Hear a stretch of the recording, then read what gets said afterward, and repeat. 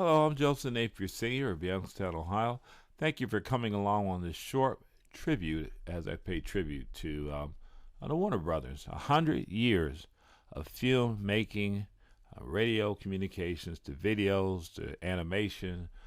The Warner Brothers did it all, and their organization, which they started back in 1923, still survives to this day.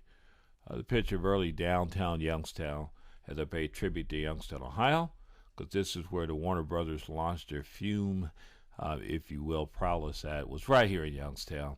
There's a picture of the Warners with around 5 kids. At this point, they had 11 kids total.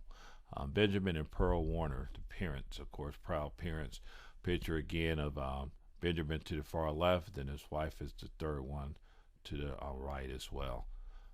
Often not mentioned is the youngest brother, Milton Warner, died while attending Durant High School in Youngstown, Ohio at 19 years of age.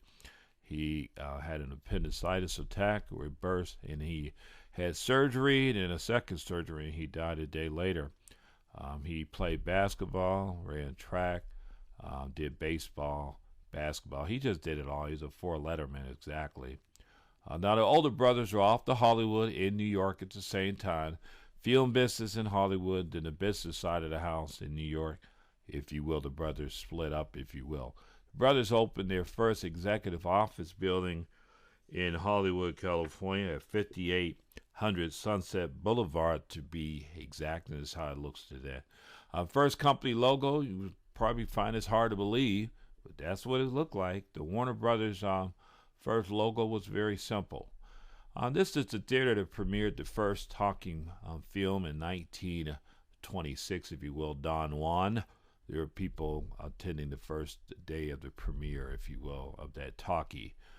Here in Youngstown, Ohio, pays tribute to Sam Warner, the gentleman, if you will, the man that started it all. He was a projectionist in Chicago, then came back to Youngstown, a projectionist at Idor Park, started showing films in a tent in the back of their property, if you will, and then got a hard structure and built their first theater in Newcastle. They entered the Looney Tunes that you just saw there in 1937. They were up and running. Here's one of their many theaters. I thought I'd show this one. This one's was on Pacifica Theater. Warner Pacifica Theater was on Hollywood Boulevard. Here's a picture of Benjamin with his 5 sons. Of course, the youngest being Milton is not pictured there, for he died at 19, as I mentioned to you. I brought out this picture of Casablanca, showing into where it would represent the many, many films that they built, that they did rather over the years. They did many, many films, didn't they? The Warner Brothers, as you see them there. Jack Warner was the last of the 4 to die.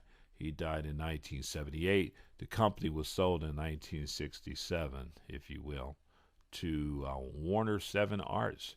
There's a picture of the museum that they built in Newcastle to pay tribute to where their first theater was. Please pick up a book of the Warner Brothers to learn more about their history wherever fine books are sold. Of course, this is the logo we know today. Gate 4 represents the main entry point onto the Burbank Studios, if you will, in Burbank, California here. You'll see a picture of an aerial flyover picture that was done in the late 30s, early 40s, pictured here.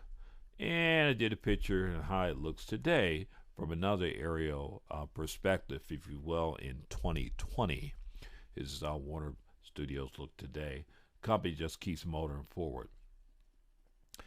Paid tribute to the Warner family, the mother, of course, and dad, and their 11 children.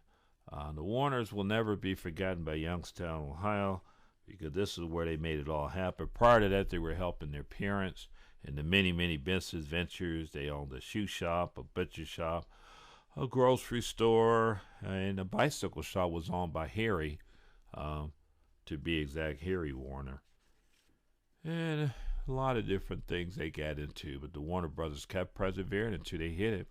I would say they definitely hit a grand slam with not only renting the films, which they were doing at first, but going on to then producing and directing and making their own films, if you will. There again, I'm Joseph Napier Sr.